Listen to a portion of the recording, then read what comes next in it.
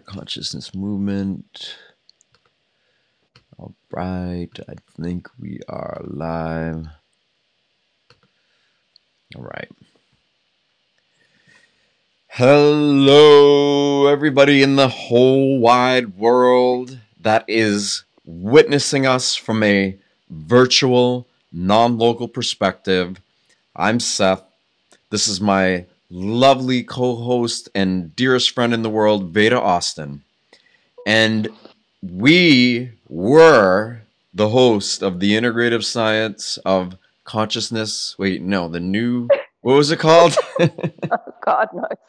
Anyway, we had Creative this, science and consciousness, or something. The new science, or something like that. the new God, it's been science. so long we can't even remember. Oh man, that's right.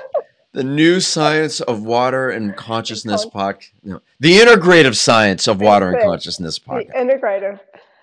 We clearly haven't done it for a while. We haven't done it for a while. And a lot of people they're like, wow, this water consciousness group is growing so much. And, we miss these shows that you guys were doing in here. And I told Veda, I was like, man, people have been reaching out and wanting to, for us to like do stuff and get involved. So we felt it was appropriate to just check in with everybody, go live, just say hello. Veda and I have had amazing things going on in our own personal lives. But we wanted to like touch base here with everybody and just let everybody know like we're still here and Yeah. we still love you guys. We still love this idea that by becoming aware of our consciousness as it interrelates with the water molecules of our body, we can become better people. And so our work has been going in this direction perpetually regardless. So this is all this is. We just want to check in and just kind of get into a flow, see what happens, just roll with it and create some inspiring, loving, just so deeply connected and maybe even disconnected material to inspire everybody. So Well, everything's really connected, I think. yeah. And we apologize. Both of us have just got so busy with various different things we've been doing that we haven't had a chance to get together and hop online and do the podcasts. It's not that we don't intend to continue them on. It's just that, life happens like that sometimes. So I'm sure everybody can understand. Yeah, in this day and age, Yeah. holy But I moly. have some exciting news, Seth. So, Love to hear it. yeah, on Friday last week, I signed a publishing contract for my book, The Secret Intelligence of Water. No Yay! way. Yeah. So with a publisher I really like, and so the physical book will finally be available in the next, well, probably in the early part of next year. If it's sooner, that would be amazing. So I don't want to put promises out there, though, that I'm just not 100% sure about. But I'm so excited to see it finally manifest into reality because it's just been so long. And the ebook's out there, and I've just updated that and added some more photos and things as well for people that can't wait. But to actually be able to have it manifested in my hands is something I'm really excited about. Oh my God. I just, this is the first time I'm hearing that. So I'm like, yeah, congratulations. My God. What an Yeah. exciting thing to have happen. And yeah, I mean, I don't know the details of it, but having a good publisher can really help that book just be discovered by the people that deserve to discover it, and it's going to help Yeah. you just get this word out there. Yeah, well, for me, I'm always reminded of when Michelangelo was asked, what inspired him to create the statue of David. And he said, I saw the angel within and I carved until I set him free. And for many of us, we can relate to that as that thing that we've seen in our mind's eye for so long, and then we keep working away and working away and working away at it, and then eventually there it is. It's actually manifested into reality. Mm. And for me, this book has been like that. It is evolving. There's always new work coming through, but the book itself is done, and I'm so excited for people to get excited about it, because it's it's an art. It's a work of art, literally, as well. So, Mm. yay! My God. Wow. Yeah. Just the feeling of that getting out into the world is a big deal. Oh, somebody wants to Venus! say hello. Say Hi, hello. Venus! Goodness me, look at you. She's so cute. Love her Mm. chubby little cheeks. Oh, he's so cute. Like, oh my God. She is so She's cute. Look so at that, right? How funny. I know. Look at It's her. like there's no neck Oh happening. my God. It is too much. Too cute. When Well, my she son wanted. Rama was born, he was like 10 pounds two or something. He was huge, and he had like cankles, and he was all like rolls and rolls of chubbiness, and it was so adorable. And her little expression there with like no neck Yeah, reminded me.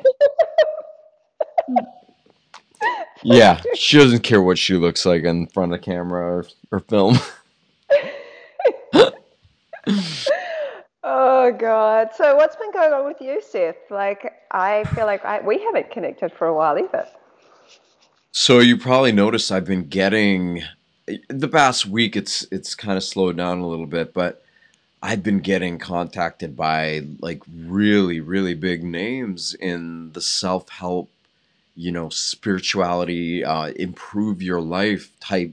Yeah, it's weird calling it an industry, but I've had a lot of really big names just reaching out to me who are like, look, we want you to come on our show. We want you to express what you do. And they're like, what do you do? Like, what are you doing that is causing so many people to respond the way they have to you? And I love it when people ask these questions because what I'm doing is nothing. It's so simple. Like, I'm like, oh, was somebody there? Oh, my son just came home from Oh, school. oh, Sorry. oh, He'll come in, and yeah. he's gone in his room. Sorry. Yeah, what I've been I'm doing just is I'm just on something. Oh, go ahead.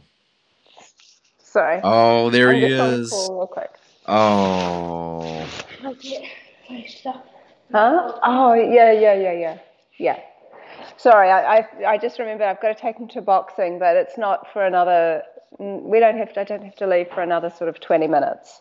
oh So yeah. We'll be quick. I'm sorry to interrupt you, Seth, because that was really it's important what you were saying. How you love it when people ask you what you've been doing, like how you're doing it. So everything that I've been like these interviews and everything that I've been doing, with all humbleness and being humble, people are like, "What is happening?" Like these interviews are getting more powerful. We're feeling something that is there that we can't describe in words, but there's a tangible feeling, and I love that because it's what it is in me is in everybody. We all are that. None of us are separate from it. And in fact, we're more close to that and being able to activate the potential of it in our day to day lives than we are seemingly separate from it. But we're so focused on what separates us, what looks like that we think we're separate from the most incredible thing that there ever could be. And so Mm-hmm. the steps of reconnecting to this are not mystical or esoteric or weird at all. They're just very normal, like breathe, smile inwardly, connect to your breath, sustain it, get good at it, and then that opens up the doorway to the mystical or to the beyond. And so this is all I do because there's nothing else that I see more important than making this inner dimension a priority above and beyond anything else. And so I live my life every day focusing on this. Now, it doesn't mean that, okay, I feel great and all this is happening, that I'm like bypassing or ignoring other things. The opposite. I've been going through some really, really intense things, but it gives me the ability to be aware of these intense things and process them from that place, that deeper trusting, knowing that even though I don't like what's happening, trusting that this is for the greater evolutionary impulse of my soul as it is evolving through this human form. And I love that and I trust that. And even though I can't always like have this full omnipresent knowing of it, I know it enough that I'm all in. I'm Mm. just gonna keep going on this. So that's what I've been doing. Well, And not get, much then, yes, clearly. not much, just but it's exciting because like you getting this book contract and everything, I have some really big names that are like that have reached out to me and want to have me on their shows and do stuff. So I'm feeling this thing where I'm like, okay, a lot of people are about to find out about this, but it's not me. It's just a message. It's a message that is in every one of us. And it's something that when we as individuals start paying attention to, it helps us get more in tune with water, with the earth, with each other. And I think we could all use a lot more of that right now in this world. Yeah. It's like a little bit of fine tuning, isn't it? Yeah, yeah, Yeah. Well, I mean, I'm not surprised that people, are reaching out like that because you have an amazing message. And I understand what you mean when you say it's not you, because that's how I feel with my work with water. I feel like I'm simply delivering a message and that I'm the medium and water is the artist, and water's found a way to have a visual voice to share with the world. So, but it's still important to have the words come out to share with people. And so it's nice that, that this is happening for you, because I feel like, that's important. You have a lot, you've gone through so much. Like I read your book and, yeah. I'm sure that many of the people that are watching have, looked at your posts and gone to check your book out. But when I was in quarantine, I read your whole book in like, pretty much a day. Read the whole thing from beginning to end. It was so inspiring, because I've got to know you in the last couple of years, but that's kind of reading about your whole life. And that's the thing. It's like when we meet someone, we only meet them from the perspective of this is the person that we've got to know, but that's encompassing their entire lifetime of, of experience in this one person that we know now. And so reading about your past and everything you've been through was really inspiring. And it's always interesting to kind of piece together all the different things that somebody's been through that not a lot of people share so personally about what they've been through. A lot of people's things are well hidden inside of them, and often we can't really get to know all of a person because a lot of people aren't willing to share some of the deepest, darkest parts of them. But that's what I admired about what you wrote in your book. There was you unturned every stone Yeah. and kind of released it out there and go, this is me, this is what I've been through, and this is how I got through it. And yeah, I mean, for anyone that hasn't read Seth's book, I would really recommend they go and check it out. It's Oh, called The Fight to Enlight, right? yeah. The fight to enlighten. Initiation through the heart is the only way to win. But the reason why I talk about things that most people would be like, oh my God, don't show this. And it's because I have seen so many people that I love and care about.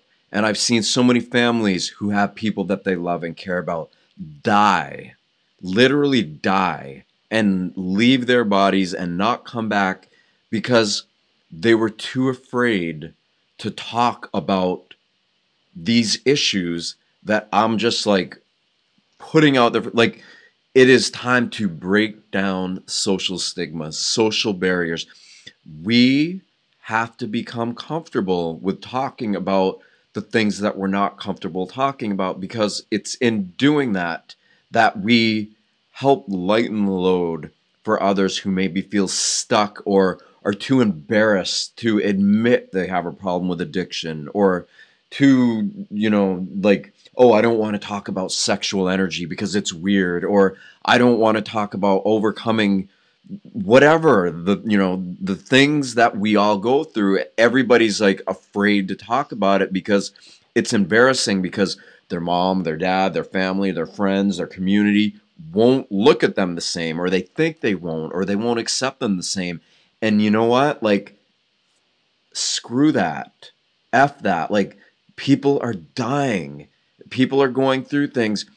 And beyond that, okay, not to discount that at all, but there is a tremendous amount of healing available to all of us, through all of us, when we say, you know what, like, I don't care what anybody thinks about me.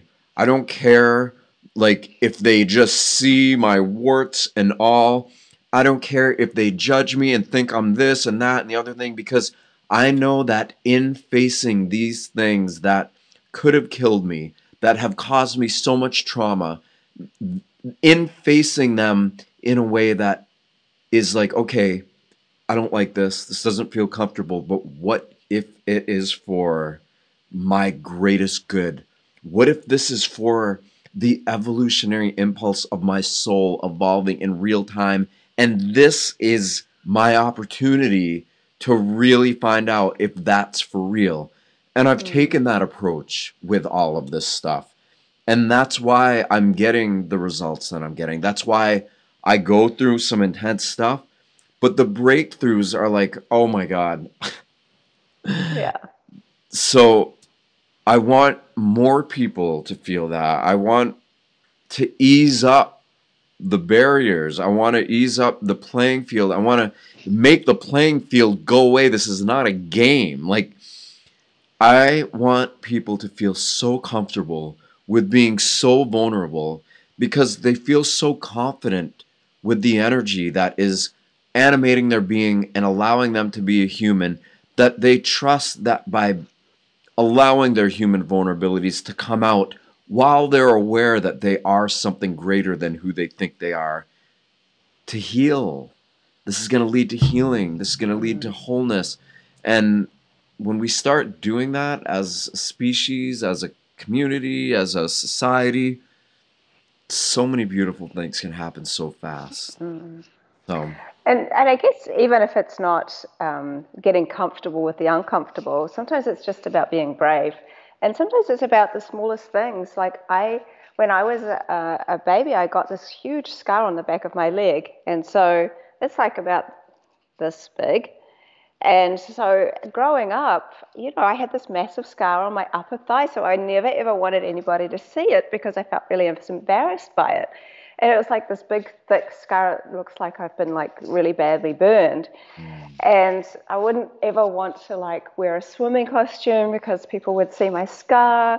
And then after my car accident, I have like scars on my collarbone, scars on my stomach, scars on either side, like scars up through my head. I've got 18 scars on the top of my head that's covered by my hair, and like scar on the side of my nose. Like I don't know how many I've counted, but there's tons of them.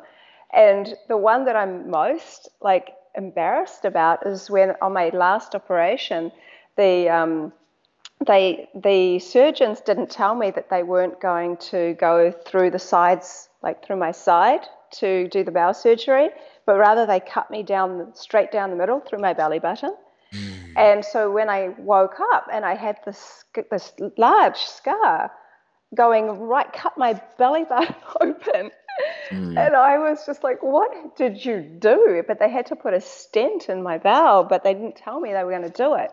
And so I've never, like, it wasn't from having children or any of those kinds of scars that many women have to go through, but I had this really predominant scar, and it took years and years and years and years to kind of heal. And, between my leg and the one in my stomach, I'm just like, you know what? Stuff it. This is my physical body. These scars are all part of my journey. If I'm around people that give a toss about the fact that I have them, then I'm not in good company, so so sometimes it's the little physical things that we can think about that we just, we get really concerned about, but I don't care how many scars somebody's got. When I look at someone, I just think, wow, they've what they've been through.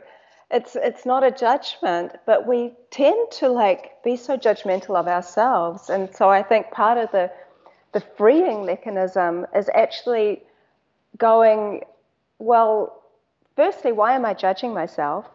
And why do and if people are judging me, they're not the people I need to be around. I need to relook at this and be strong inside and be like, this is my outer shell. Because we look in the mirror and we see this is what our reflection looks like. And there's all kinds of things that a lot of people just don't like. But at the same time, we are not this physical body, and we are in it. We're driving it. It's kind of like the person car, and and I really do feel like we need to start. We don't need to do anything. It's always people's choice. But what water teaches me, and water keeps teaching me I have some kind of hair in my mouth. But anyway, what water keeps teaching me is that, water really is unity. It's like water goes into the body of an ant, it goes into the body of a tree, it goes into the body of a leaf, it goes into the body of an animal and a person without any hesitation. And it's almost as if water is observing itself in all these different forms and ways. And I've found that water doesn't, at its highest vibration and its greatest state of health, it's transparent. And as people, that's kind of what we look towards in somebody we can love and trust, and within ourselves is transparency. And water itself is also non-judgmental. It doesn't know color or religion or culture or creed or any of those things. It sees every living creature as itself in a different form, in a different shape. So when I think about that, I let water be my teacher and remind myself that, I am a body of water having an experience and having conversations with other bodies of water. And when I see that, when I think about myself like that, it doesn't matter if my hair's going crazy, which it does a lot, or if I've got scars all over me, or whatever the stuff is. At the end of the day, I want to be the most transparent I can be within myself and be the best person that I can be and leave good memories in the hearts of others. If I can do those things, then I know that I'm on the right path. Well said. So beautiful, so inspiring. And that's really it, you've chosen to live a life where you're not going to let those things hold you back. And you've also chosen to be very discerning with the type of company you keep. There's a saying, a lot of people say it lately, and it's evolved a little bit, but it's life is not a goal, right? It's not a destination. It's a journey, but more than just being a journey, it's the company you keep on the journey. And that can be looked at as many ways. The ultimate company is by keeping awareness of the energy that's allowing you to be human. That's the best company to keep. But when we're doing that, when we prioritize that, because like you said, we're not these bodies. It's also not that we're not them at all. It's just that we are something else that is more predominant than these bodies. But most of us have forgotten that. And so we're focused on the seemingly physical elements of what we think it means to be human. So in quantum physics, we're focused on the particle, not the wave, but the wave makes up 99.9999999% of reality of the atom, whereas the particle makes up point like it's like 13 zeros in front of it, 1% of the atom. So, and we are all atoms.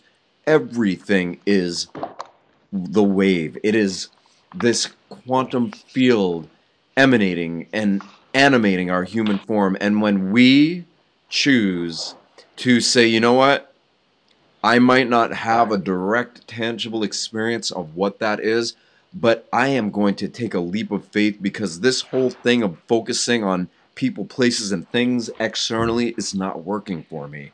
I am going to choose to take a leap of faith, and I'm going to start focusing on this energy that's allowing me to be human first and foremost. And if you do that, and you do that enough times, over and over and over, then something starts to shift. You start having a perceptual experience where you become more aware of your true nature as this energy form animating your human form, to the degree where you're like, oh, that's there no matter what. I can choose to live my life in a way where I'm aware of that being there no matter what.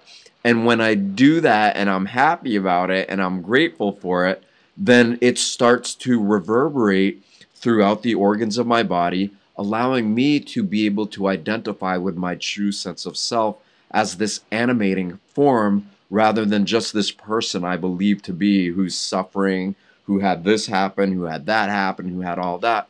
So we are at a time when so many of us are breaking free of that mold, and we're doing it in all these different ways. You're doing it with your book, my book. We're doing it just by our example, by showing people we don't care what anybody thinks. Judge me till the ends of the earth, because I don't care what you think or say. But at the end of the day, I care about how I judge myself. And I hold myself to a standard that is in alignment with these virtuous aspects of loving kindness, of feeling complete, because that's just natural when we feel connected to this source of energy we are. So sorry, I had to preach a little bit. No, it's fine. And also, it's all very organic, because my son's like coming and going, and like so Yeah. cute. He's like ducking down, thinking that we can't see him whilst you're talking. But you're right. Everything is so. It is an interesting time, and a process of getting to become very comfortable in the skin. I think that that's an interesting thing to say. It's like, when someone's comfortable in their skin, no matter what their skin might look like, no matter who they are, the part that's comfortable is the spirit, is the soul, is the also the mind and the heart connection. I think that we just need to be kind to each other. My mum always taught me not to judge. I wasn't brought up religiously, but I was brought up with this one thing, saying just don't judge. And also, we're so harsh on ourselves, and we're not always happy. We're not always this. We're not always what we think we should be. But as part of this human experience is that we get to feel very deeply. And I found that the best tool to help me through many times has been to be the observer of myself, to observe myself going through something without judgment, observe myself feeling something where I say, oh gosh, yeah, that's interesting. You're really feeling into that. Like, I wonder why that is, rather than you shouldn't be doing that. That's not spiritual. But where does it have to be? Why is that not spiritual? It's all a spiritual experience. It's a spiritual journey. We are beings having spiritual beings having a physical experience. And you're right, because it's not that essentially the essence of us is not the body, but we encompass this body. And this body is a really important vehicle for us. And I think that just staying in an attitude of gratitude, being grateful for the fact that we are alive and that we're here, and that our thoughts do create things. Just like I see in my work with water every day, it's like seeing my thoughts crystallized in ice. That's like instant manifestation. And so most of us have had some experience. You only need to watch how great children are at manifesting. If they want something, they can manifest that thing via their parents very fast. Mm-hmm. They have learned the art of manifestation in various different ways. But I think that when we start realizing that, in fact, it's okay, honey, just walk past.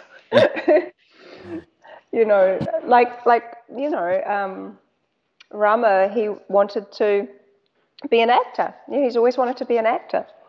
And he's very, very good at manifesting. And so he filmed a movie last year, and it's only just starting to come out. The shorts of it are coming out, and he's filming another New Zealand movie at the end of this month. And, it's like this is his power of manifestation, eh, Rama? But just not giving up. But what I love, he's got the key. He's got the key is that he goes to audition after audition after audition, but he doesn't really care. He's never cared whether he actually gets the job or not. He doesn't take it personally. He just keeps turning up and turning up and turning up. And then when the fit is right, it works out. Mm-hmm. And that's what I've admired about him so much, is that he's in it because he loves it, but he's not attached to the outcome. He trusts that whoever chooses him for that job is the right fit. I love how we can learn from each other. That's beautiful. And it's true. It's like the whole idea of manifestation, a lot of people feel so disconnected from themselves that it's hard to envision what that is. But there's examples of that going on all around, all the time. And you brought up a great point earlier. You said something to the effect of, like, we're not always feeling great. We're not always feeling in these elevated states. And that is what makes us so great, because when we are, because we can choose to feel good, to override the conditioning of our past by choosing to condition ourselves to a higher virtue, right? To an inner state. We're choosing to feel good for no reason other than we're choosing to. But it's in the hard stuff. It's not like we don't ignore the hard stuff. It's the exact opposite. We focus so much on feeling good and loving life and feeling gratitude and being appreciative for it, that when troubling things come up, we're able to face those with that air of gratitude, with that openness, and that willingness to be like, okay, this doesn't feel comfortable. I don't like it, but it doesn't mean that I'm going to run and hide and just try to act like it's not happening. I do the exact opposite. I'm like, okay, this is affecting me very deeply. It's causing thoughts and feelings and things that I might not like when I envision the greatest version of myself. But I know that it is these things that, if I am aware of them, if I'm mindful of them, if I'm heartful of them and paying attention to them from a place of non-attachment, like Rama is when getting his things, then it's in that balanced process of confronting all these things that the magic happens, that we not only are able to get through the things that are holding us back, but discover that something even greater than we could imagine is waiting for us at the other side. That's the truth. Well, I'm really sorry, Seth, and everybody, No. but I actually have to. You need to go and get changed, Rama, because we're. Are you going to do your boxing in that? Sorry. Yeah. Okay. I will continue this conversation with Rama about boxing, Yes. but I'm about to just go take No him problem. to his thing. I'm going to go to bed. It's late here. It's 11 o'clock in the East Coast in the U.S. But again, to everybody, Veda and I just wanted to go live. We hadn't done a water podcast in a long time. We just wanted to check in with everybody and tell everybody we love this group. This group's been growing a lot. which is great. We're super Yes. excited about that. So just keep inviting people in who love it. Like it's definitely a water centric group, but we throw in mixes of consciousness related stuff, whatever, anything that's like really beneficial to human consciousness, to our human evolutionary process where we're at is welcome here. So thank you, everybody. Thanks, everyone. Love you all. All right. See you soon. Bye. Bye.